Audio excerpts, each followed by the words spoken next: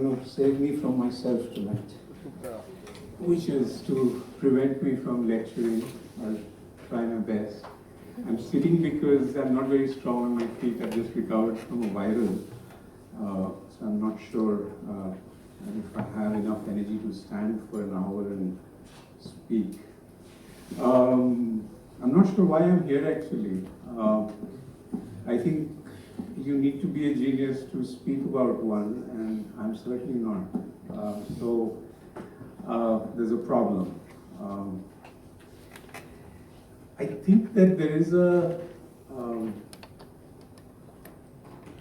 notion which is there in all our heads, and those of us who got our primary education in the English language,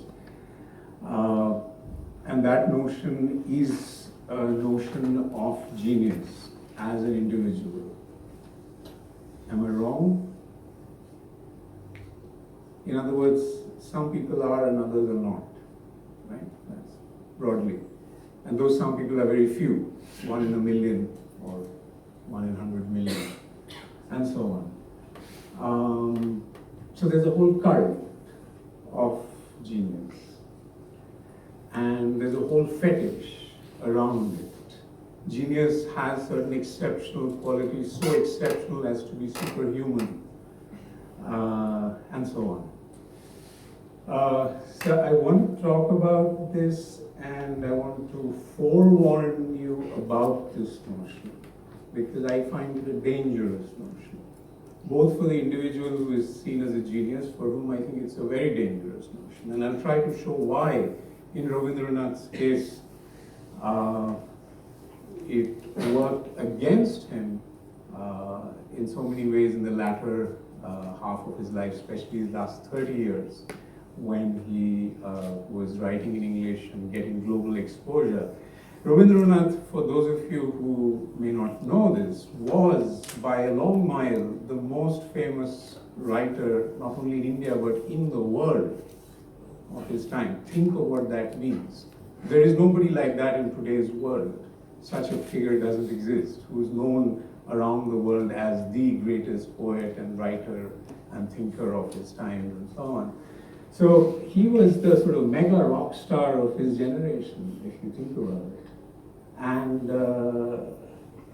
there are any number of places in his letters, especially to his close friend Andrews, where he confesses how miserable he is after his Nobel Prize and global fame, and when he would rather be lounging on his boat on the Padma in Bengal, he is instead stuck raising funds and making false friends in New York City. So I'm going to come back to this thing later. So what I've written down is there such a thing as genius? Is one question. Who or what is genius is the follow-up question. And more precisely, not what, but how is genius. The what is the how, or rather the how is the what. If something carries genius, or something expresses genius, or if someone is called a genius, what is it that is important to notice about it? In what way? So how is genius, if that makes sense, even if it's a grammatical oddity, right?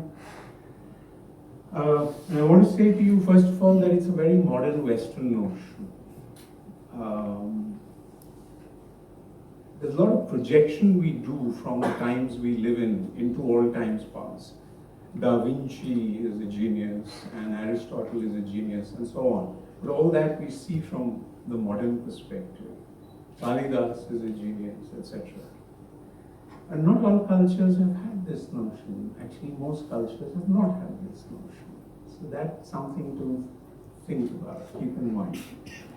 In Bangla, for instance, there is no word for genius. Bhashwar, am I wrong? Is there one single word for genius? So what I got from the dictionary was Shohoj Srijoni Khomata. or Shohoj Shriyuni Pratibha, which is a kind of an unwieldy, complicated, unpoetic expression in a highly poetic language. If the people who lived in that language had experienced what genius is or was, they would have had a very chiseled one word for it. Abhinandan, am I wrong? There is no Bengali word I've been able to find which is a good translation of genius.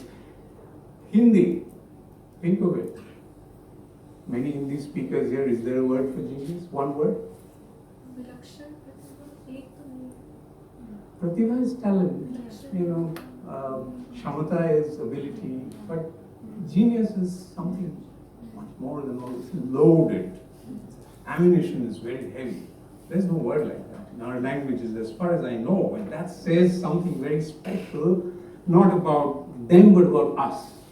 I take it as a matter of pride that I come from a culture which doesn't have a notion of genius. It doesn't mean we've not had geniuses. Plenty of genius, and I'll give you some examples of that later. So to me, and the way I've written it here is, genius is not an individual. The sooner we banish that thought from our minds, the happier lives we will live, and the greater the chances that we will discover our own genius, what that might be. So it's a force of nature that slumbers within each of us. There's something I jotted down last night. Genius is an expression of human personality which consists of talent exercised with character. Here I'm plagiarizing from Wittgenstein. Wittgenstein's definition of genius, only in his notebooks, he never talked about it very much in private, was genius is talent exercised with character. He did have a notion of genius. He was a Westerner after all, and being one of the great philosophers of the 20th century, he knew. He was almost born with the feeling that I am a genius. He was never in doubt that he was a genius insofar as there is such a thing as an individual. He was that. He never thought he was second to anybody in anything that mattered. So this was his definition. Genius is talent exercised with character. Towards the end of his life, he realizes he's not a genius after all. And that is the amazing thing about Wittgenstein, that he moves in the exact opposite trajectory to how most ordinary minds move, right? I'll have something to say later on about what happens when genius goes missing. Or if I want to put it in Americanese, I would say, what happens when genius goes on holiday? The individual, the body, the mind keeps living, but the genius has faded from it. It's happened to any number of great artists when you think about it. It's happened to Bob Dylan, it's happened to Kishore Kumar, it's happened to Sachin Dev Burman, etc. And it happened to Rabindranath. I've been reading this book to educate myself and partly to show off in front of you how well read I am in Bengali literary criticism. This is my first book of Bengali literary criticism. So it's supposed to be a classic by J.C. Ghosh called Bengali Literature. And he takes a very critical angle on Rabindranath, who is the only writer who gets a full chapter to himself towards the end of the book. And you read through the first half of his essay of 20-odd pages, and he's attacking and he's saying this man is full of sentimental conceits and literary vanities and verbose sort of circumlocutions, etc. I mean, he makes you sort of foam with disgust with how much sentimentality he injects into his writing. The second half of the essay, he's saying things like,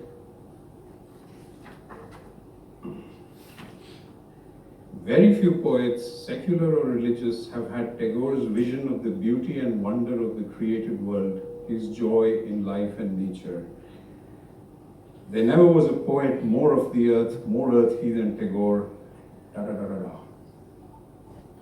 And this I read only today. And I was quite struck by that, because I was telling Karthikeyan in the morning at lunch that these days I'm in a very bad mood with Rabindranath. He's angry with me for ignoring him for so long because he likes to get attention and have not been doing my work with my book. And I like to be ignored sometimes, and I certainly like to be ignored by authority figures like him. And so I've been very angry with, I don't know, with him or myself more for not doing my work on him. But when I was reading the first part of Ghosh's essay, I was actually very happy that, okay, he's giving me good reasons for not doing my work. And then in the afternoon, after lunch, I read the second half of the essay and I said, oh my God, I actually have to get back to work. I can't ignore this for too long. But what I was going to say, I'm not rambling here, I know what I'm talking about. What I was going to say was that when genius goes on a holiday, he writes a lot of trash. But because of the name, or in today's language, the brand keeps selling. You see? There's a lot of hokey pokey people like this in this world who are very famous, who lost the basis for their fame long back, and they know that. And very, very, very few who will admit to it. Rabindranath was one of them, who had the integrity to admit that fame had damaged him, that fame had actually spoiled his poetry, that fame had actually lowered his standards, that fame had actually alienated him from himself, and most importantly, what that song was about. The key concept in Rabindranath, and the two concepts which are sort of twins, which travel together as inseparable twins, the concept of union and the concept of, I'll use the Sanskrit word, viraha, separation, estrangement, alienation. If you heard that song carefully and Bhashwar's very good rendition of it in English, that's what the song is about. It's about discovering the real, experiencing the real for that fleeting instant, and there is a magic. When you first fall in love, you rise in love, and then the rest of it is all downhill. So that moment, when you feel that rise, when you feel that stream of emotion flowing freely from the heart like a gift from nowhere, and through that one person you're able to love all sorts of characters you would never think of even hating most of the time. So your indifference towards humanity vanishes, your love of creation and the universe suddenly shows you something terribly beautiful, and the fear also is there as beautifully rendered by Malvika and Richard and Bhashwar just now. The fear is there. तू कहाँ चला जाता है यार? फिर तू गायब हो गया. ये कब तक चलेगा सिलसिला? So this hide and seek, and this is why whether we are children or whether we are senior citizens, we love hide and seek, right? This hide and seek is the whole game of creation, is the Leela which Rabindranath's entire life and his creative expression is all about. Okay, now I'm going to get down to 5 sets of things, 5 sort of aspects or 5 qualities. I would say 5 sets of qualities, which I link with the meaning of the word genius, right? Yeah. The first most important thing, as far as I'm concerned, is authenticity. Authenticity is a very beautiful word in English, and to me it says many, many things. Among other things, or rather most centrally, it means truthfulness. And more than anything else, being truthful with yourself, right? As Hamlet says, or rather Shakespeare says through Hamlet, to thine own self be true. That. Even if you must lie to others, even if you must put on an act before the world, do not fool yourself with who you pretend. Keep yourself whole and intact somewhere underneath. It's a lot better to lie to others than to lie to yourself. That to me is the most important hallmark of genius. Genius will not lie to herself, himself, whatever. Okay? That authenticity, knowing the good from the bad, knowing the true from the false, which is difficult. And that's why I said truthfulness. It doesn't mean you know the truth. You don't have to know the truth to be truthful. And that's something to bear in mind when you look at any politician today, or anybody indeed, right? So that's an uncompromising drive, an uncompromising urge, an imperative of genius. Wittgenstein was ruthless, not only with himself, but with his teachers. When Bertrand Russell published his PhD thesis in absentia, because Wittgenstein had built himself a hut in Norway to find out the mystery of creation, and had renounced all his billionaire's wealth in Europe, had given up on his money, and was living in a hut and rowing every day in the fjord. Bertrand Russell and Moore in Cambridge published his PhD thesis. And when Wittgenstein finds out about it, he's furious, absolutely furious. Who gave you the right to publish my thesis? I didn't want to leave any footmarks in the sands of time. It's like a Hindu almost, you know. That's what I mean by uncompromising integrity. Whatever your standards of integrity are, you know, you're capable of writing 1,000 books, but you may not write even one, and that's your decision, your, freedom. And if that's what you value, then you will do it, So that's what I mean by uncompromising integrity, and Rabindranath gives so many instances of that. You should read his letter, those of you who have not read it. Read his letter to the Viceroy when he's renouncing his knighthood, and it shows you the courage of the man. Gandhi, another instance of uncompromising integrity. It doesn't mean they knew the truth always. It doesn't mean they were always right. But from their own perspective, they tried their levelest best every day of their lives to not cheat themselves. The easiest and most difficult of things, but this to me is the first hallmark. Another example of how Tagore maintains that integrity at the level of a culture and tries to compel his culture to become as uncompromising with their sense of integrity and authenticity. So he sets up Vishwabharati University around 1920 when he's around 60. I mean, I'm already tired of life, and this man starts a university at the age of 60.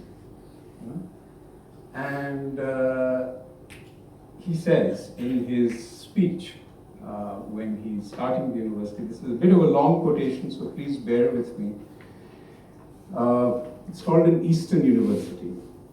It says, before Asia is in a position to cooperate with the culture of Europe, she must base her own structure on a synthesis of all the different cultures which she already has. When taking her stand on such a culture, she turns towards the West. She will take with a confident sense of mental freedom her own view of truth from her own vantage point and open a new vista of thought to the world, including the West. Otherwise, she will allow her priceless inheritance to crumble into dust and trying to replace it clumsily with feeble imitations of the West, make herself superfluous, cheap, and ludicrous. If she thus loses her individuality and her specific power to exist, will it in the least help the rest of the world? Will not her terrible bankruptcy involve also the Western mind? If the whole world grows at last into an exaggerated West, then such an illimitable parody of the modern age will die, crushed beneath its own absurdity. Notice everything he has said here and apply it to India and world 2019. Right? He's compelling himself, his culture, as well as the West to become authentic, or where possible, where it already is the case, to remain authentic. Right? He goes on. There are some who are exclusively modern, who believe that the past is a bankrupt time, leaving no assets for us but only a legacy of debts. They refuse to believe that the army which is marching forward can be fed from the rear. It is well to remind such persons that the great ages of Renaissance in history were those when man suddenly discovered the seeds of thought in the granary of the past. It reminds you of Goethe's line, one who cannot live on 3,000 years of history is living from hand to mouth. Then he says, the unfortunate people who have lost the harvest of their past have lost their present age as well. They have missed their seed for cultivation and go begging for their bare livelihood. We must not imagine that we are one of these disinherited peoples of the world. The time has come for us to break open the treasure trove of our ancestors and use it for our commerce of life. Let us, with its help, make our future our own and not continue our existence as the eternal rag pickers in other people's dustbins. Right? So, this is when he's setting up Vishwabharati almost exactly 100 years ago. And he's saying this in a public setting, and he's addressing his countrymen and himself and the Western world all in one fell swoop. It's a very powerful speech, and it offers you a whole vision of how things can be done by way of good education. His dream in Vishwabharati was, as he put it, to create the whole world in one nest. So he invited people from around the world to come and teach there, and his whole vision of Shantiniketan was as an international school and international university, Vishwabharati with it. Yeah? Now, the other aspect of authenticity is originality, obviously, creativity. Something new happens because if a person is authentic, in other words, if that person is uncompromisingly himself, then obviously there will be something unique about it, something incomparable about it. And a simple example of that is that Rabindranath is the only thinker in the last 100 years anywhere who has such a vision of nature. What I read to you from Ghosh's book a few minutes back about he being the ultimate poet of the earth is completely true. There's hardly anybody, even among the poets, who has that sort of love, that sort of a vision of beauty when it comes to creation, when it comes to the cosmos and the earth. If you want to save the earth, try loving it. And it begins with you. In other words, love that part of the earth which is you. You are nature. Begin with that. Right kind of love, not narcissistic love. So,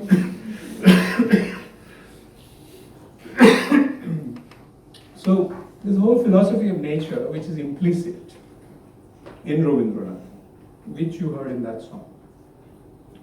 Pratap Mehta, in one of his very nice essays last year on Tagore, sorry, not last year, it was written in 2011, Tagore's 150th, this is Gandhi's 150th this year. 8 years back was Tagore's 150th. So I was just looking through some articles on the net the other day, and I came across a very nice piece from Pratap where he talks about Tagore, and he talks about the fact that we don't have an idea of nature left. Especially in India, we actually don't have an idea of nature. He's talking about educated India, not the wise illiterate one.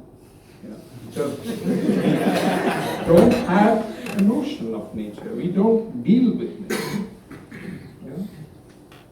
We are building dams, we are strangling rivers, we're building 8-lane expressways. Devil may care, America bachayega. So it's a very important thing, and he says that if you're ignoring Rabindranath, be careful, because he's one of the few people who's actually telling you something about what you're ignoring. Next thing within authenticity is the capacity for daydreaming, which I think is central to genius. without leisure, without the capacity to just idle away some of the glory hours of the day, doing nothing, simply daydreaming, is fundamental. I mean, and I think that Rabindranath's great good fortune was that he had the chance to be rocked like in a cradle on the Padma in East Bengal, on that river, and he could just daydream for 3, 4, 6, 8 hours in the day and just sing and write poetry and so on. He lost his mother when he was very young. He was the youngest of 14 children, and he was only 13 or so when his mother passed away. So I think of being cradled in that boat as divine compensation for the fact that he lost his mother so young. And that, I think, plays a huge part in his creative life, because if you read the Chinnapatro is the letters that he writes to Indira Devi, his niece, from Shelaidaha in Bengal, from his family estates. There are 200 odd letters which are published, and some of you have read some of them in the course. That's actually a very, very powerful formative force in Rabindranath's creativity. And he's only about 30 years old at that time. And he's the father of 3 or 4 kids by then, but he's, got a lot of freedom and a lot of leisure. There's no railway lines to interfere with riverine Bengal, so Bhatyali is being sung, and he's absorbing the Baul influence, and all sorts of things are going on in a beautifully peaceful pastoral way, which further economic growth and development has banished from not only metropolitan India but from all India. A certain experience is available to Rabindranath at that time, which is now no longer accessible. Not even in remote Himalayas sometimes, because from the valley you can still hear the rave on the wedding night when the DJ is active. So it reminds you of where the real world is. In Rabindranath's time, just imagine, without railway lines, airports, you would go from Kolkata to Dhaka in a boat and things like, and horseback and things like that. The rhythm of life was very different. Look at all the poetry that would simply not exist if humankind had not been riding horses. And look at all that's been lost because now we don't move on horseback or camelback, but on Ferraris. The daydreaming part and the mystery to which that might awaken you. This song was again about mystery. You see it?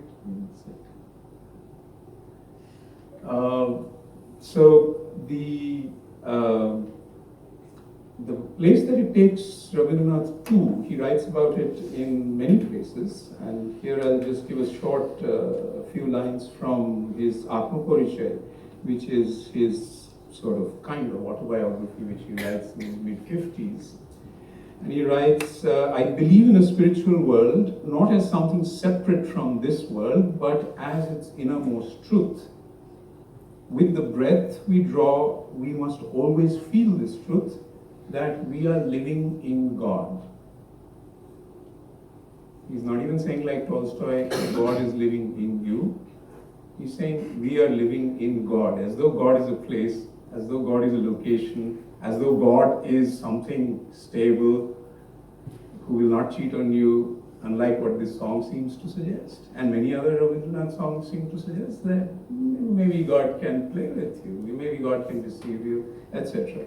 So always feel this truth that we are living in God. Born in this great world full of the mystery of the infinite, we cannot accept our existence we cannot accept our existence as a momentary outburst of chance drifting on the current of matter towards an eternal nowhere. See, one vision of life which a lot of scientists still continue to believe and practice is that it's actually quite meaningless, the universe. It's a matter of chance. Protest from Rabindranath. Something in creation already knew that a conscious intelligence was coming along. and now a lot of physicists and biophysicists and biologists I've read are coming to the same conclusion. There's music being written by a friend of mine in Vermont about this. So Rabindranath is saying, no, it's not a coincidence, it's not a matter of chance. You don't have to jump quickly to intelligent design or some stupid thing, and become a born-again something. But what Rabindranath is saying is there is a deep, profound conscious intelligence at work in creation which has knowledge of past, present, and future, or some such. So when William Blake says in in Songs of Innocence and of Experience, he says, I see the past, present, and future exist all at once. When you're in touch with the divine dimension, perhaps it discloses that sort of thing to you. That time itself is just an illusory game that creation plays with living creatures. And the real dimension is under it or something. So this is very Advaitist and Vedantist, and a lot of Sufis believe this and so on. So this Rabindranath is in good company here. Then I would say with part of authenticity and all this business of leisure and daydreaming and mystery and so on, and Leela, is a childlike quality, is a certain innocence, and the capacity to become a child at any age of life. What's the point of growing up if you can't be a child every now and then? Being a child and being childish are two different things. So, his capacity to relate to children and to be able to produce poetry or stories which actually speak to children. Anybody can be challenged to actually relate to children in a way that they would respond. It's not easy to write a story for a child that will attract the child beyond the point. But look at a poem like Talgach, which we read in class. Look at the rhythm and the meter. Talgach, act, pile, dadi, etc. This is a sort of like a Tonga. I don't know whether you understand the word Tonga. Ikka bolte Hindi mein. You like going on that or something, and there's a sort of movement through the whole poem. And the child will begin to dance. You can try it. A 2-year or 3-year-old will quickly start moving their body when they hear this poem read in the right rhythm and meter. This capacity to become a child at any point is a very rare gift. And look at the way he runs Shantiniketan. Children of Bhadraloks in Kolkata are sending kids there, and he makes them take off their shoes and slippers and sandals and says, "Nange pav chalo, come to the fields with me, but take off your footwear." Gives them a copy, a few pages, and says, "Draw whatever you feel like." His own doodles in his notebooks. When he writes a bad line of poetry, according to him, and he writes many, he just covers it up with a beautiful doodle which hides the whole thing, and he sort of connects it with other doodles in other bad places he's written, and it forms a pattern on the page which is visual in addition to being verbal, and so on. So this kind of playfulness, we keep experimenting. Holds him in very good stead. He starts painting at the age of 67. Is this man mad? He starts painting at the age of 67 with no training, no formal training, nothing. I must say I'm not an admirer of Rabindranath's paintings. They're mostly very melancholic and depressive. But there are 2,000 of them. It takes a madness to produce 2,000 canvases after the age of 67, but he does it. You got to do a lot of bad things if you want to do something good. That's one lesson you can learn from Rabindranath. I don't mean to be pompous or arrogant, but I think there's a lot which can be discarded. And like Ashish says, Ashish Nandi says he needed a good editor. And sometimes you get exasperated with the amount of repetition and the verbosity, and his sort of verbal fluency in any language that he tries is such that he can just carry you away with words and sort of make you lose the meaning sometimes, And you get frustrated and say, why didn't you edit this? I could have written this in 2 paragraphs and you've taken 3 pages over it. That sort of thing. But he has that prodigality, he has that surplus of energy to simply keep writing and producing, And that brings me to the second point about genius, which is tenacity. Lagero, Munavai. Tenacity, every day, relentless, morning and night. I was just reading some tributes to Rabindranath on his 70th birthday. There's a volume of 500 pages with people from Mahatma Gandhi and Albert Einstein and Bertrand Russell to William Butler Yeats, and everybody saying how great a man he is, etc. And in that, there's a story by Ramanand Chatterjee. Ramanand Chatterjee used to be the editor of Modern Review, which was the first major journal in India over 100 years ago in English. So Ramanand Chatterjee goes and spends some months in Shantiniketan sometime in the 1920s when Rabindranath is in his 60s, and his room has a window which looks onto Rabindranath's house. And what does he find? He finds that every night when he switches off his light to go to bed, Rabindranath's light is on. He wakes up in the morning, Rabindranath's light is on again. When does the man sleep? He doesn't know. So he says, Shejon Manush Nai, Shejon both. He's an apparition. This man just roams around in the dark. What does he do? When does he sleep? How does he live? But he's doing his sadhana, whatever that sadhana involves for him, which for him means composing poetry, composing music, religious poetry, secular poetry, whatever. But he has to do it every day. So you see the fecundity, the fertility of genius. Where does it come from? Like I said, and one of my teachers very wisely told me when I was 25, if you want to write anything good in life, be prepared to write a lot of bad things. And maybe you'll continue to write bad things all your life, but some of that will be good. Like refining an ore.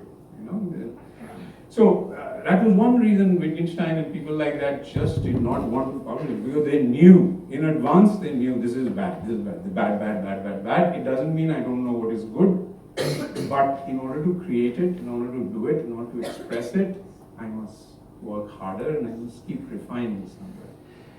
Rabindranath was just stream of consciousness. Something comes, de diya, chhap diya, naam hai, chhap gaya.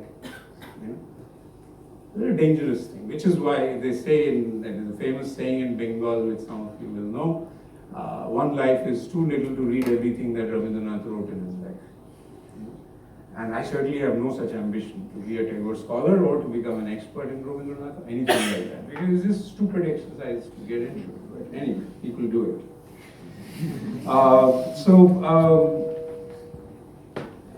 Tenacity has other aspects to it, and that has to do with being able to recover, being able to revive yourself after having collapsed in a heap of exhaustion, ready to give up on life and the world and everything, to be able to recover from that. And the finest example of that that I can think of, and which I've shared in class with you, some of you, is the time that Rabindranath is about 40 years old, and he loses his wife, who was 29 at that time. Women in Bengal didn't have very long lives in those days. And that's the first major setback. They had 5 children, and his wife goes. The following year, he loses a daughter. Renuka dies at the age of 4, I think. 2 years after that, he loses his father. The following year, he loses another son, Shomendra. And when he loses his son, he writes a poem the same night, saying, I don't understand why you've given me this. I don't understand what this means. But maybe you know, and maybe you will disclose the meaning to me someday. It's just that faith. His other daughter, Meera, has a massive separation with her husband. His eldest son goes to study agriculture in Illinois. Within the space of 6 years, 1901 to 1907, Rabindranath's entire immediate family is wiped out as far as he's concerned. Think of what that would do to a person. Think of what it means to lose everybody around you like that. And he never gives up. Somewhere his faith is rekindled, and he wakes up from night after night after night after night of tears and goes away to Ramgarh and starts work on Gitanjali. And comes back to Shantiniketan, goes to Jorashankar in Thakurbari in Kolkata, works on Gitanjali. Several years he works on Gitanjali, and then it becomes what it becomes. Remember that Rabindranath is given the Nobel Prize for the English translation of Gitanjali that he did, or to be more accurate, the English transcreation of Gitanjali that he did, which is awful when you put it next to the Bengali, and which is also bad compared to more recent translations done by people like William Radice and others. The Penguin version is very good now. Very difficult to translate that text, but it's on the basis of a poorly transcreated text that he gets the Nobel Prize. But that Gitanjali, and remember what it means, song offerings, right? I was telling one of you this evening that nobody finds their freedom before they have learned the art of offering in a proper way. Nobody ever has found their freedom in the true sense without that. So Gitanjali is, his resolution of his spiritual crisis, his emotional crisis, his multiple bereavements. And it takes him years, several years, but he doesn't give up. The faith keeps him going. There is something eternal, there is something permanent, there is something infinite in creation, which if I'm not seeing, the blindness is mine. Let's not blame the sun if we are standing in the way. That sort of attitude he takes. He's humble. And I'll come to humility a little later. So this kind of strength and resilience is so important. This is not physical strength. This is where women are often much stronger than men. This is about emotional capacity. It's about the capacity to simply bear pain and find some meaning there. That capacity. And I'm going to talk about it in a minute, which is the capacity for suffering, passion as capacity for suffering. But let me come to that. Before that, the third point I want to make is about the incomparability or the peerlessness of genius. Genius is a lonely phenomena usually. And the reason for it is that the person is so uncompromising that they will simply refuse even very good friendships and loves and so on in order to keep their selves clear and pure and limpid, and to be loyal to themselves. They will keep themselves intact somewhere, just in order to keep that, connection alive. Keep the hope of that inner link alive, that magic which you heard in the song. So this sort of incomparability or peerlessness is their very idea of freedom. That's what freedom means to them. It's not about rights. It's not about expansion of your choices, liberties, none of that. On the contrary, it might involve sacrifice, it might involve renunciation, it might involve, like I was saying a minute ago, offering. Okay, that the person figures out soon. That if I'm interested in real freedom, I will have to, more emotionally prepare myself for giving up or sacrificing, and do it joyously, do it with faith and hope rather than negativity or cynicism. Rabindranath has quite an abundance of that. And his uncompromising nature, look at how early it develops in him, I keep saying that the single most courageous thing this man does is not this man, but the child, Ravi, when he walks out of school at the age of 13. In Bhadralok, highly educated aesthete Kolkata of 1875, Rabindranath says, I'm not going to school anymore. Somebody is a PhD, somebody is a barrister, somebody is this, somebody is that. In that highly educated class that he came from, says, I refuse all this. Imagine what it would have taken. I can't even begin to think of, what sort of courage that would have taken. But this is the thing about courage, it's always a risk, a tremendous risk. But what it does is to strengthen you for future risks. So you're able to do more courageous things in future if you've taken that first step. Some of you I've advised, and sort of when you are sort of dithering between an easy option and a difficult option, I try to push you towards the difficult option only because you have already taken a difficult choice before in your life and you've done well with it. And why become unfaithful to that part of you which enabled you to take a risky option in the past? So taking risk becomes a very important part of this whole thing. And giving up education at the age of 13 is the biggest of all possible risks in any society, but especially in Bengal in the late 19th century. He does that, and that's the sort of thing which holds him in good stead when he has to say no to the Viceroy, or no to Gandhi, or no to so many people. He learns the art of saying no because he has this history of having done things with a measure of faith and a measure of courage from a long time ago. But this is something you can learn at any age, is my feeling about it. So I say that genius does not compare, nor can it be compared. Its uncompromising need is to be itself and distinguish oneself mentally from others within us. See, we are normally hosts for a number of parasites who inhabit our consciousness, our minds. So to know that, they always invariably do, but to know the difference between what is my thought and what is a thought I've taken from somewhere.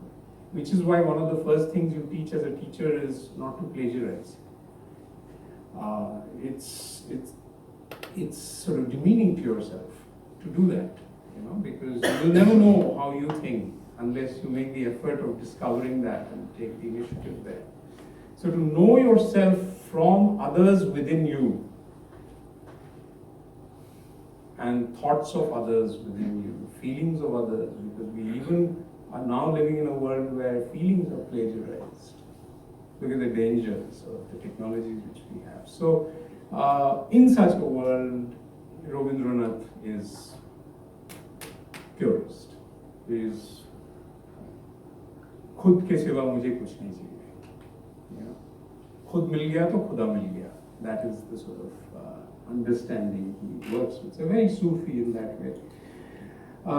Which allows him to make difficult things simple, and when he does it and shows you, he says, how come I didn't think of this? This is so obvious.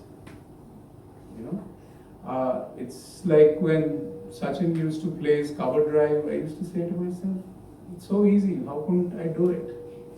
So that's one quality of genius. Because he is himself, he's able to do it naturally and simply, and it's so, the simple is not easy, and this is the point. It's much easier to be complicated than to be simple. And this is something which is worth holding to heart. Yeah? So his capacity for lucidity. Like one of you said when I started teaching Indian ecosophy, sir, when a teacher bar sadhana padi, and he is very difficult. He writes in a very simple way, but he's not talking about simple things. So I said, you got him then. You got something out of sadhana. Writes in a simple way, but he's not talking about simple things. So this capacity to be able to express simply what is complex is a very rare gift. And it's a gift you own. It's not something you are inevitably born with. And he must have worked so hard at it. The daily riyaz, the daily sadhana, this needs. So, but again, it is all coming from that sense of authenticity, uncompromising nature, tenacious, hardworking, etc.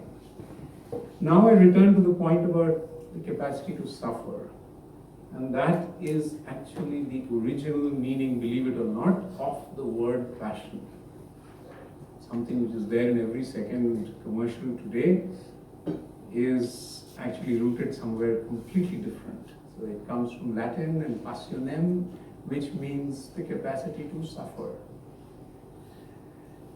And again, I am holding that very high in my understanding of what genius is, because I think that every human being suffers. It's part of existence to suffer.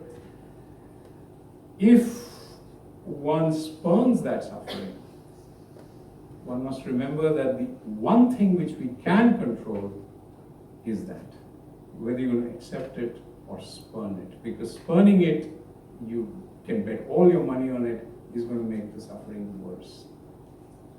And that's the hard part, because the modern mind finds it, or any mind, especially the modern mind, finds it very difficult to accept suffering.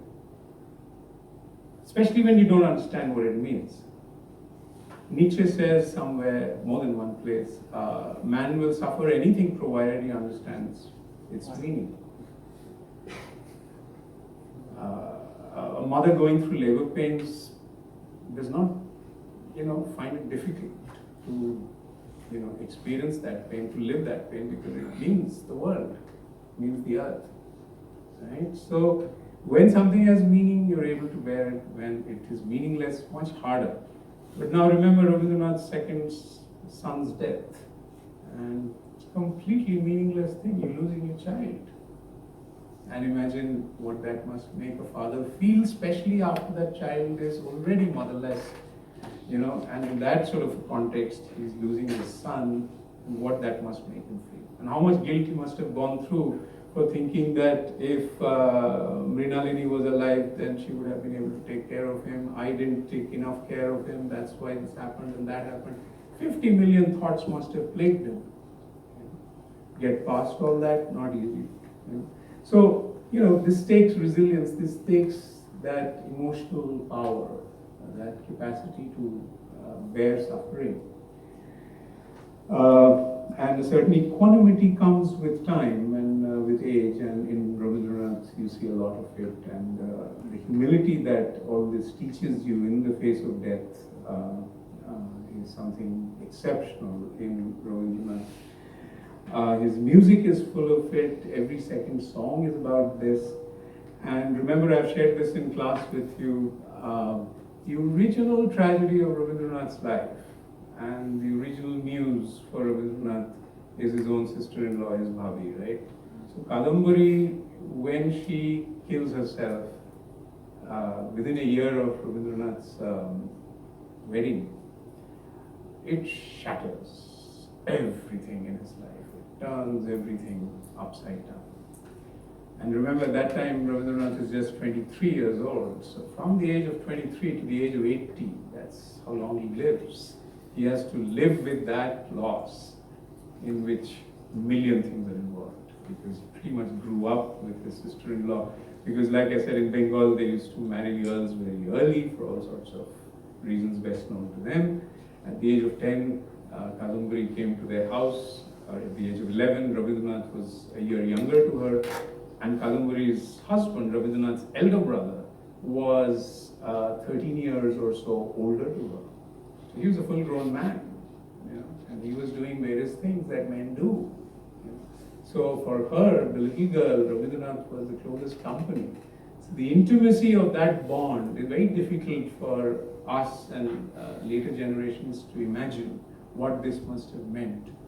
And for Kadambari to disappear from his life, killed him. I don't believe he ever recovers from it entirely. I think that there are moments where he is able to go past it. And that is actually not only his muse, but his avenue to the divine, to the goddess. That is the way in which he seeks union. So that viraha is very basic in his early life. It stays with him.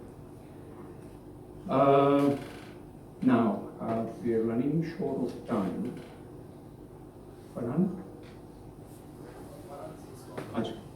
I'll take about 10 more minutes. and then I think I'll prefer to have a conversation. So I'm going to skip over many things, but the one thing which is relevant here, which is one of Rabindranath's most unique qualities, is, I don't know the word for it, I don't want to say androgynous because it's too narrow for what he is able to access and experience, but his complete comfort with his feminine side and his capacity to express that, to live that. In other words, the courage to be vulnerable as a man, the courage to make yourself vulnerable to the world, which is why one of the accusations he got from many of his critics was, why does this man wear his heart on his sleeve? He's not wearing it on his sleeve, he's embodying it. He's a proper man. He's not afraid of his heart, unlike you guys. People like Bertrand Russell, George Bernard Shaw, big people would say this about Rabindranath. Rabindranath's repartee, I don't know if I've shared this with some of you, I think. He goes to meet Bertrand Russell in London, and he comes back and he writes to his friend Andrews in a letter. Such people would dearly like to believe in God, but they want a receipt first. So he had his ways, he had his wit when it came to belief, he had his faith, and he never gave up on that, and he always mocked people who, or rather he sort of felt pity for people, or compassion for people who did not have that faith. And Bertrand Russell was one of them. So, his comfort with his feminine side is key to this, because that is actually the link between him and the one from whom he gets separated periodically. Sudhir Kakar, who I have enormous respect for as a psychologist and one of the best minds in Indian psychology in a long time, he quotes Erik Erikson, who was his teacher at Harvard back in the 50s, 60s. And this is an unpublished paragraph, which I came across in an article which Sudhir Kakar wrote in Mint on Rabindranath's 150th. So I copied it down, and here it is. It's very insightful. So Erikson writes, Tagore's whole appearance seemed to be above the sexes. Even as in young years he combined feminine shyness with a tall masculine body. His beard was patriarchal, but his robes veiled some mysteriously pregnant body. Ascetic Gandhi was tolerant of this flamboyant appearance. He understood that it marked Tagore's role in India and the world. For in a country smitten by the necessity to stand up against a conqueror's idol, namely the masculinity of the British beefeaters, and in a world about to surrender to a combination of technological superman and nationalist bullies, Tagore reasserted the traditional inclusion in the Indian identity of the feminine and the maternal, the sensual and the experiential, the receptive and the transcendental in human life. And I thought this is a brilliant insight. I have not come across a better paragraph on Tagore's inner life than this, to tell you the truth. I thought that Erikson really gets it. Who was this man? Well, he was, as somebody said, not a man. He was something else, a different category, some sort of an apparition who contained all of woman in him. See, love is like that, and when you lose somebody you love that dearly, and you lose that person prematurely, then a lot of that person comes into you and occupies you as a spirit. This is a mystery. This is a tremendous mystery. I've experienced it here, and this I'm talking from experience with people I've lost, loved ones, close people, teachers. I lost a soulmate 4 years ago, and so on. You realize that that person never went anywhere, because actually you were always with that person within you. So in Hindi we have a beautiful way of saying it, and in many Indian languages I'm sure we have a beautiful way of saying it which we don't have in English. And what do we say? We say, वो अब इस दुनिया में नहीं है. इस दुनिया में नहीं है, लेकिन उस दुनिया में तो है ना. And this is the this is the thing. This is the thing. The physical form of the human being, which we are all always mistaken in thinking of the physical form as the human being himself or herself, is only the form. It's only the medium. It's only the instrument. It's the radio, not the melody, as I say. You know? The melody is there. And that's why when people write in memory of their mother or their father, it makes perfect sense, because that memory is not a dead thing, it's a living thing. That's why we use the English expression, living memory. So that's very, very important. And I think that in Rabindranath's case, a lot of Kadambari is present in him throughout his life. You can't. This English expression, English is a cruel language today, and it's a cowardly language. It says things like, he got over her. Whatever that means. Whatever. Anybody I've loved forever. Anybody, even people I've separated from, I've loved forever. In some peculiar sense. I can't change that. It's not in my power to change that, because the love which allowed me to love them is not mine. It's a gift. How can I refuse that?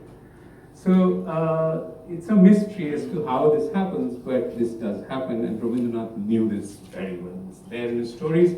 If you read Ghore Baire, it's full of this sort of feeling, Finally, the last feature, which I don't have to even say after all this, but I think I want to talk about mystical experiences a little bit after it, is the quality of faith. This is not masculinist faith. This is not confidence. This is certainly not arrogance or certitude. This is something else. This is faith in the sense in which the Danish philosopher Kierkegaard defines faith in a very simple way. Faith is the highest passion in a human being.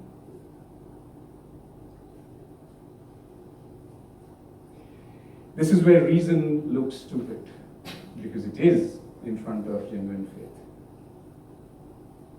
Arthur Eddington, the astronomer, used to say, reason is an article of faith. Einstein never gave up his faith, nor did Newton. Shallow scientists might, bread and butter people might, but genuine people will not. What that faith consists in, we can talk about. But the fact that they have faith or had faith can't be doubted. And what exactly is that? For Rabindranath, there is that constant presence in his spirit, in his soul, of what he calls the Jivan Devata. That is his word. His master, is always going to be there, whether I am there or not. God is necessary, man is contingent, but man thinks the opposite. Man is God playing the fool, but the fool will think that he is the wise man, etc. There are all sorts of paradoxes. So when Kabir says, "Jahan Hari wahan hum nahi, jahan hum wahan Hari nahi," so you see, there is that tension between the ego and the God that is trying to take the place of the ego, but the ego is too small to allow that place. For Rabindranath, this is extremely important. He goes to Oxford in 1930, and he gives these lectures in Oxford called the Hibbert Lectures, which are very prestigious and so on. And these lectures go in the published form as The Religion of Man. And there he's recounting at the age of 70 his religious experience before a vast Western audience. So this is a long quotation, I'm going to read it. When I was 18, a sudden spring breeze of religious experience for the first time came to my life and passed away, leaving in my memory a direct message of spiritual reality. One day, while I stood watching at early dawn, the sun sending out its rays from behind the trees, I suddenly felt as if some ancient mist had in a moment lifted from my sight, and the morning light on the face of the world revealed an inner radiance of joy. The invisible screen of the commonplace was removed from all things, and all men and their ultimate significance was intensified in my mind. And this is the definition of beauty. That which was memorable in this experience was its human message, the sudden expansion of my consciousness in the superpersonal world of man. The superpersonal world of man. So think about that, what that might mean. The poem I wrote on the first day of my surprise was named The Awakening of the Waterfall. So I'm just going to read you a small part of that poem. It's quite long, but I'll just read the English translation, a few lines. After many days has one ray appeared in the cave. Upon the dark waters of my heart has fallen a single trace of light. I cannot contain my heart's ardor. The water trembles, it talks and sings a complicated tune. Today in this morning, I don't know why, my heart has awakened. Travel well in English, but such it is. Now this he wrote at 18, so you have to remember that as well. So Rabindranath elaborates, the waterfall whose spirit lay dormant in its ice-bound isolation was touched by the sun and bursting in a cataract of freedom. The expression is very interesting. The Bengali is Nirjhore Shopnabhango. Nirjhore referring to the waterfall Shopnabhango, awakening from the dream. So cataract of freedom. It found its finality in an unending sacrifice, in a continual union with the sea. After 4 days, the vision passed away, and the lid hung down upon my inner side. In the dark, the world once again put on its disguise of the obscurity of an ordinary fact. When I grew older and was employed in a responsible work in some villages, I took my place in a neighborhood where the current of time ran slow and joys and sorrows had their simple and elemental shades and lights. The day which had its special significance for me came again with all its drifting triviality. So now he's talking about his 30s, so he's 12, 13 years older. The ordinary work of my morning had come to its close, and before going to take my bath, I stood for a moment at my window, overlooking a marketplace on the bank of a dry riverbed, welcoming the first flood of rain along its channel. Suddenly I became conscious of a deep stirring of soul within me. My world of experience in a moment seemed to become light, and facts that were detached and dim found a great unity of meaning. The feeling which I had was like that which a man groping through a fog without knowing his destination might feel when he suddenly discovers that he stands before his own house. This sort of thing. He goes on, I'm not going to go into that. But I want to close with this. He says that he calls it a being. Whatever he saw in his vision, he calls it a being with a capital B. He says, to this being I was responsible, for the creation in me is his as well as mine. It may be that it was the same creative mind that is shaping the universe to its eternal idea, but in me as a person, it had one of its special centers of a personal relationship growing into a deepening consciousness. I had my sorrows that left their memory in a long burning track across my days. But I felt at that point that in them I lent myself to a travail of creation that ever exceeded my own personal bounds, like stars which in their individual firebursts are lighting the history of the universe. It gave me a great joy to feel in my life detachment at the idea of a mystery of a meeting of the two in a creative comradeship. I felt that I had found my religion at last, the religion of man, in which the infinite became defined in humanity and came close to me so as to need my love and cooperation to become the divine. This idea of mine found at a later date its expression in many of my poems addressed to what I call my Jivan Devata, the Lord of my life. And Ghosh quotes him here. It's a very beautiful line from Gitanjali. Close with that, I think. The same stream of life that runs through my veins night and day runs through the world and dances in rhythmic measures. It is the same life that shoots in joy through the dust of the earth in numberless blades of grass and breaks into tumultuous waves of leaves and flowers. Ghosh's conclusion is, man is as necessary to God in this religion as God is to man. So I think, we can go on. I mean, I could go on, but I should stop. Let's talk in whatever time is left.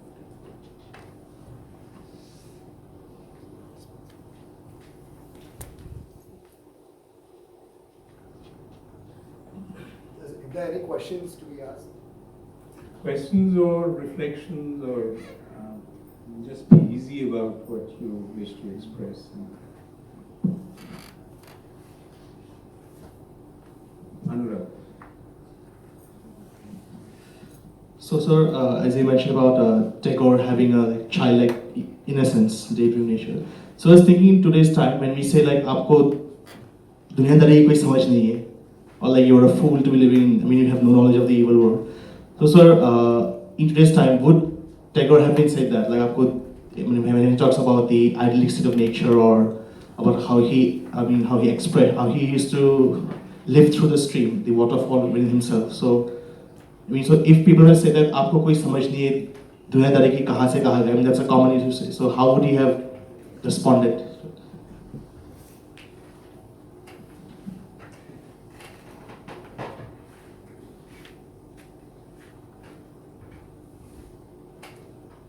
I'm going to cheat a little and actually quote Ustad Bade Ghulam Ali Khan. In an interview, for those of you who don't know, Ustad Bade Ghulam Ali Khan is one of the great musicians of Hindustani classical music and one of the great Thumri singers, also a khayal artist, of course. So I was listening to an interview of his last year. He was in the mountains, and he says in that interview, one of the last interviews he gave before his death in the late 60s, कुछ लोग अच्छे होते हैं और कुछ लोग बेखबर.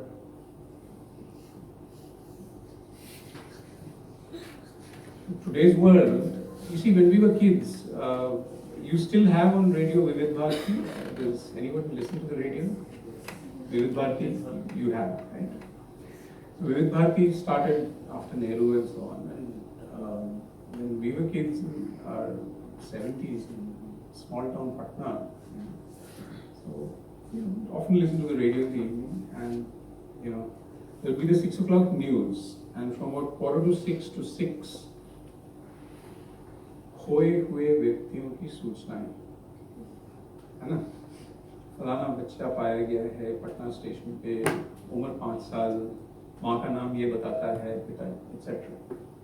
आजकल तो सारे लोग खोए हुए हैं, किसकी किसकी सूचना दोगे आप? So, this is the Faustian advantage of the Dunyadar. He always gets his logic right, in his view. That's why the Sufis say, जानने वाले को नादानी दे मौला. So, and the way Rabindranath would put it, since you asked that question, is he would say to his very clever, sharp, much cleverer than him, Bengali brothers today, I wouldn't be able to say it in Bangla, so I won't try, but he would say in English,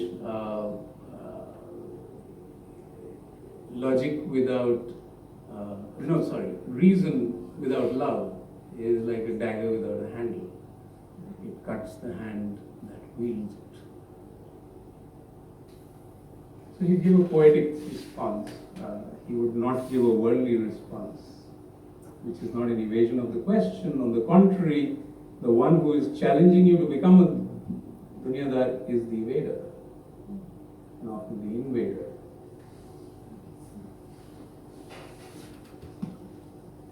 Yes, Shivani.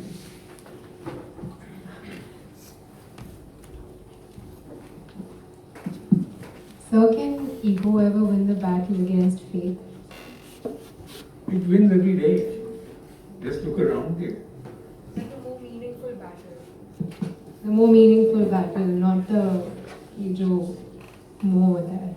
क्या मतलब आपका more meaningful battle? What is more meaningful than the world around us? I'm trying to give you a bit of a hard time because, you know. I mean, I guess you just answer the question however you want to, sir. I don't know. You see, as far as faith is concerned, it's not about winning or losing. Cleverness, yes. Smart, being smart is all about winning and losing and little else but that. Being smart is the shallowest edge of the sea of reason. You know? And that sea of reason is coming from very deep wells of faith that they will not be able to see because they're all the time trying to swim to the shore. You know? They don't have the courage to enter the deeps. You know? So they don't see a problem. The best way to solve problems is to not see them. Denial. Mark Twain. Denial just ain't a river in Egypt. So, denial is a way of life and a way of killing it. So, one of the ways it does is to engage logic on its behalf. So, a lot of the time, faith is quite happy to lose. It doesn't care about winning and losing. And even if it triumphs, then Chinese wisdom says celebrate your victories like a funeral. So that was wisdom. The world has moved on. It's progressed from wisdom.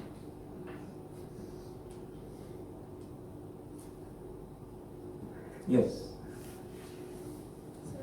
More I listen about Tagore, and I didn't read much Tagore, but the more I listen about it and the more people talk about it, the idea which is like really even close to me, I get the idea of oneness with the nature, oneness with the people around me, the oneness, like this harmony.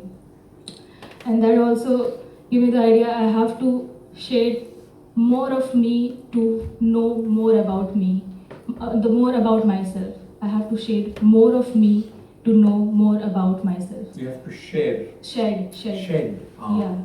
So this me with capital M. So that's like ego shedding. But at the same time, I see that I see myself through the distorted story which society has created for me.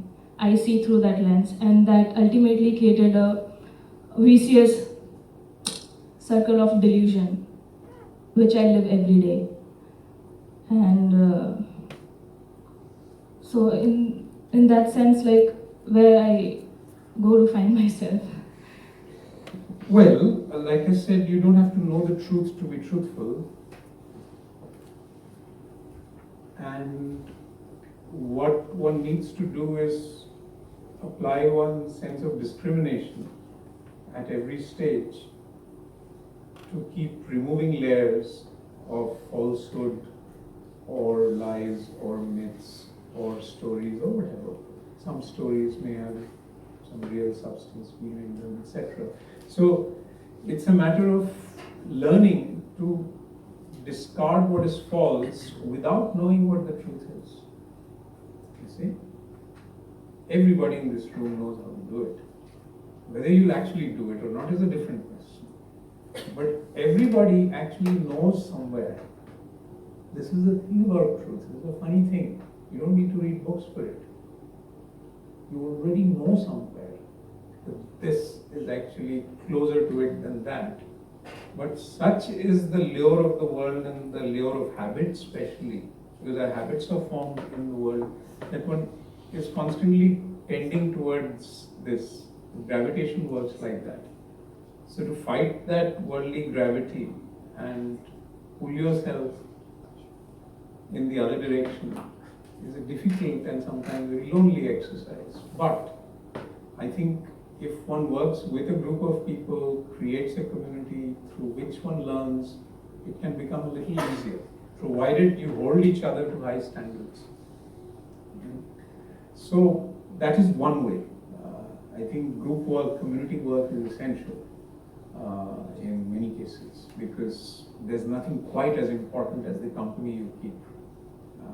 No parent, no teacher, nothing is as important as that in your socialization. So that is one. And the second, like I said earlier, is to develop a sense of discrimination, which one learns from life. And it takes time. I mean, it took me at least 40, 50 years before I felt like I knew a little bit of life now. So it takes time to be able to feel confident that you're on the right path. Perhaps you will get to your destination someday. There's no guarantee, but you're on the right path. It takes time to build that confidence, or rather to find that confidence. When you start listening more and more, and you listen more and more to your innermost self, then the strength and the faith comes from there. And I think that is the secret of Rabindranath. So the third thing ultimately becomes faith. So you practice, you do whatever spiritual practice you do, and 99 days out of 100 you will receive nothing, you will see nothing, and you will feel like, why am I wasting my time? There's not a single sadhak anywhere who hasn't gone through that experience. And this is the point about faith. Like the Bible says, the substance of things hoped for, the evidence of things not seen. But you still do it. You still do it because you believe truth lies here and truth alone will set me free, and not my attempts to be free. This is where the modern world gets it 100% wrong all the time. Because the modern world believes that freedom comes by fighting for it. Fighting for it means, sort of basically extending your power and your choices and so on. It cannot come like that. It can only come by listening to the truth, which is greater than us and which stands somewhere. When people discard faith and belief and so on in the name of science, what exactly is science looking for? It's looking for answers, but any answers? No. Which answers? Right answers. It is looking for some fact, no? It is looking for how things really are, no? It is looking for some truth ultimately. That truth exists in some sense independent of your will and volition, doesn't it? In other words, it has a power of its own. Otherwise, it wouldn't be truth. Otherwise, you will not be able to convince everybody that this is true. In other words, if it has a power of its own and has a certain autonomous existence and it affects us, is it worth worshipping? So when Hamlet says, to thine own self be true, or when Tagore dedicates Gitanjali to, there's an epigram at the beginning of Gitanjali's English edition which says, to truth alone shall I be obedient. Truth is my master. Some people will call it God, some people will call it goddess, call it whatever you want. But if you don't hold something in high reverence, which is greater than yourself, how are you going to carry on? Where is your compass? You have no compass, you have no map, nothing. In some sense, I mean, people like Krishnamurti are right when they say truth is a pathless land. But that's about truth itself.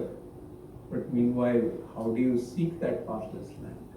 How do you seek the formless, what the Kabir Panthis would call the Nirakar? How do you seek that?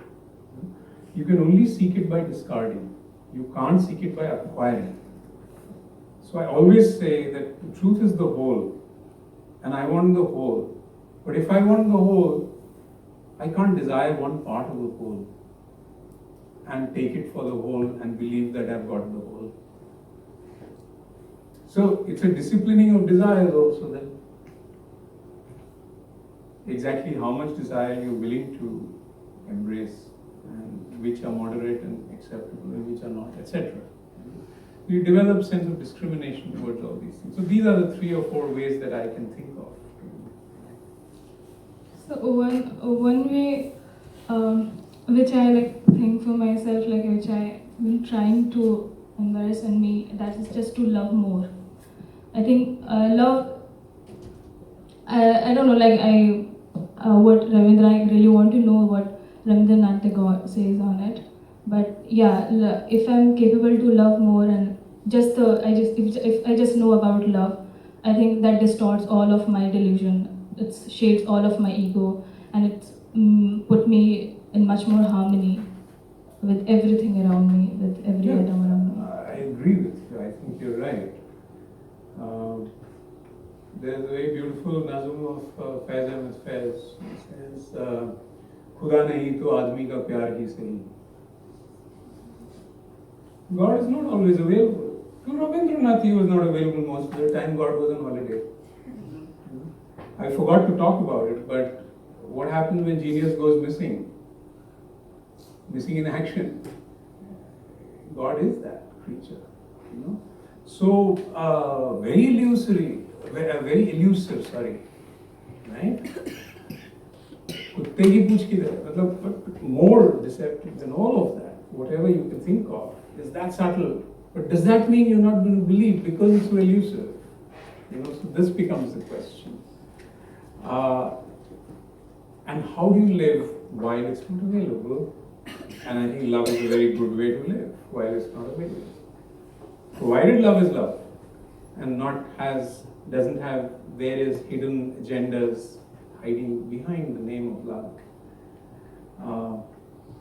And provided you make a sharp distinction between loving and being loved, and you know which of the two is more important. You see? The difference between narcissism and genuine self-love is when you're more interested in loving than being loved, given a choice. If I was to ask you, as a poser, if you had a choice between loving and being loved, which would you pick? There's no right answer. Yeah, what would you pick? Anyone wants to express? Loving. Why?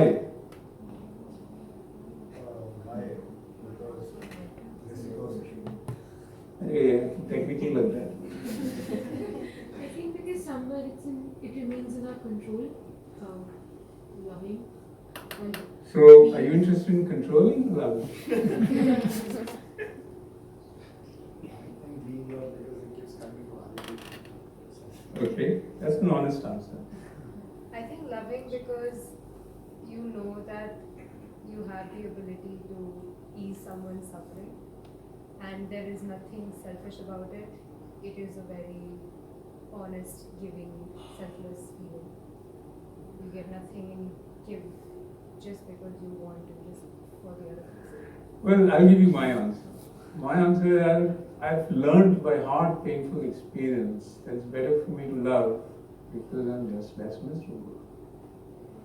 It's unfortunate not to be loved. That's happened to me as well. And you might resent the person or whatever, but you're not going to be as miserable as you are when you're simply unable to love. You have gone through that feeling also. It's not a good place to be. And by experience, I've learned that loving is by far easier, happier, and I feel much lighter, and I feel that somebody will do the loving for you also. वो भी तेरे को नहीं करना, कुछ नहीं करना तेरे, बस सांस लेता रहे तू. So, in terms of lightening your load and feeling like you belong with life, it's a much better way to live. So, to answer your question, I think you're on the right track if you're thinking like that, because, and Rabindranath would completely agree with you. In fact, he says in Gitanjali, in one of the poems some of you might have read, he says, my renunciation that I do not believe in renunciation, that my freedom lies in embracing 1,000 bonds with delight, something like that. So those bonds which a traditional sadhu or renouncer or somebody who's going for vairagya would embrace, that separation from the world as freedom, Rabindranath doesn't accept that. It's my way. That's why I quoted you that passage from Atma-Parichaya where he says, my way is, that the spiritual world is real, but it's the essence of this world. It's not somewhere over there in the Himalayas or somewhere else. It's too much of this world. So much of this world that this world doesn't even recognize it. So in that sense, love in the true sense is always a surprise. In fact, I would go further and say, if it's not a surprise, it's usually not love, or certainly not pure love. And here I'm not just talking about romantic love, which is one small species of love. On that, like I always doubt, is there even a different kind of love? I feel like it's just love, one love. It's just our construction that there are different kind of love. I think it is a construction. The essence of the matter is very, very, shall we say, indefinable in the sense that it doesn't pertain to this or that. It's in some sense love without an object. It simply is. It is a truth. Truth simply is. It doesn't have a reason to be. Reason is to look for the truth. If reason has any value, it is to look for the truth. But truth doesn't have a reason. Truth simply is. So that's the nature of love, I think. And the facts of love do not change, by the way. I've seen in any number of relationships, the facts of love are some of the most obstinate things. They don't get shaken so easily. We'll be taking one or two more questions. Yes. So can you really enjoy being loved without, enjoy or experience the best of being loved without loving another person? The whole world is doing it today. Look around you. Everybody Kangana run out downwards. That's what they're doing. I mean, am I joking? No. It's a fact. Most people are simply enjoying the feeling of being loved. What is fame? What is fame? Mohit, क्या है? यश क्या चीज होती है? बहुत सारे लोग जानते हैं आधे और जानते भी नहीं है मतलब ऊपर से जो उन्हें दिखता है उसको बहुत ज्यादा सराहते हैं मेरे हिसाब से नहीं, लेकिन for the person who is famous, what is the feeling that you are experiencing in a position of fame? A lot of लेकिन वैलिडेशन बाहर से आएगी तो चाड़ा लगेगा उसका नहीं, the point is that as far as they are concerned, they are living in a world, you may think of it as delusion or something, but they are living in a world where they are feeling a lot of love from a lot of people. मेरे इतने fans हैं. Interconnection. When Modi ji became Prime Minister 5 years ago, he said, इतने लोगों ने इतना प्यार दिया. So, this feeling of, today's deepest belief is what? Today's world's deepest belief is that somewhere between a rock star and a conqueror lies the redeemer of humanity. Some cross, some product of the two is going to redeem us.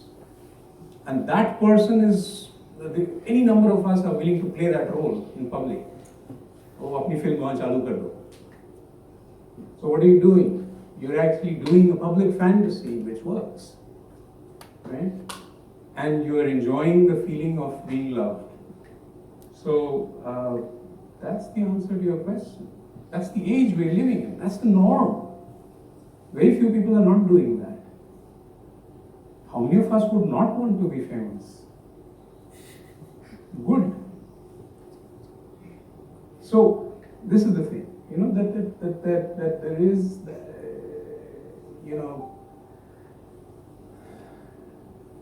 It's the most murderously treacherous thing. Why? Because it sells you, stones for the price of rubies. Because it's basically selling love. Nothing to do with love at all. But it stands in, and because of the numbers, so you're basically being loved by statistics, and you sort of like that. Professor, can we access Tagore's abstractions through intellect? Or how will you define intellect? Well, you need intellect in the sense that I think Tagore compels you to think. But thinking is not the same thing as either reasoning or, exercise of rationality as the present day mind understands it. Thinking is a process which is relatively spontaneous. Our Hindi, Urdu word, Hindustani word is very beautiful, and I like it much more than thinking khayal. And now, music, when we say khayal, sangeet, then music is the expression of thought at its purest, in some sense. So Heidegger, who some of you may have read in some courses, used to say, let us think our thoughts instead of just reporting them. You see the difference? So the reportage is the basis on which a lot of the modern analytical mind is trained. There are at least three levels, right?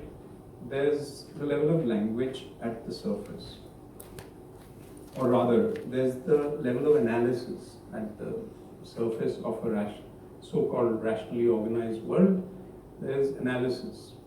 You go behind that, there's language and discourse. And if you go behind that, there's poetry and music. But to get to that is by no means a rational process. It's a very non-linear process. It's a very spontaneous thing. You have to place yourself in situations in life where that part of you will get exposed, which otherwise lies in the dark. So precisely the thing that can liberate us is the thing that we run away from. And then we create a world of cleaned up logic and analysis, and we find it a safe comfort zone to live in. So powers of reasoning are important, and thinking is very important, but the deeper mode of approaching Tagore, which is why we started with that song, is that. Which is why I said that's the best part of the evening, because it is. And what that can show you and what that can make you feel, no amount of this kind of dialogue will make you feel. And that, what is it to know a man? I would say there are three things. So if I say, who is Akash? Oh, where is Akash? You are also Akash, so that works. If I say, who is Akash? Then people will point towards you. Is that you? No? See, yes and no? Because, our bodies are more us than anything else in some surface sense at least. At that level you are. But then, if I want to know Akash more, then I need to know what you think, how you think, what you think about, in what way do you do it, etc. If I want to know you further, then I want to know what Akash feels. And in what stream of feeling are those thoughts located? Because feelings are deeper than thoughts. So in other words, see, you can go from feeling to thought to language, but to go from language to thought to feeling is much harder. Much harder. The reverse journey is not easy at all. Which is why you need good poetry and good music and good art in society. Otherwise, how do you wake up that heart? The awakening of the waterfall that he's talking about at the age of 18, that awakening, how does it happen? That's the point. I mean, in his case, he was sort of fortunate that it came spontaneously. But then, even if you get it spontaneously, how do you sustain it? The tenacity part.